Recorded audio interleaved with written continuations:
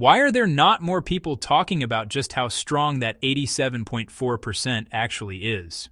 What's something people don't know about this vote? Over 2,500 delegates cast ballots. Not the full party membership.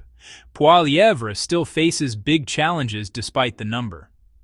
Poilievre sailed through a mandatory post-election leadership review, winning 87.4% of delegate votes.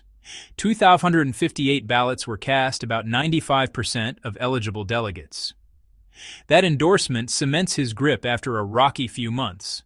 He lost the April general election to Mark Carney. He even lost his own Ottawa area seat. Then returned to Parliament from a safe Alberta riding. The margin he pulled is even higher than Stephen Harper's 84% in a similar review 2 decades ago.